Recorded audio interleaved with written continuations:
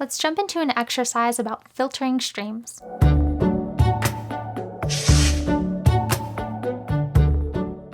We're going to start off by creating a stream for orders.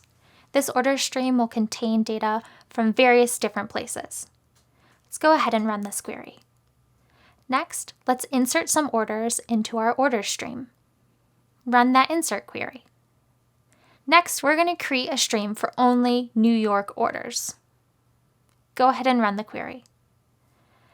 To validate, we'll run a push query against our New York orders stream to validate that there's only orders from New York in our stream. Go ahead and run the push query.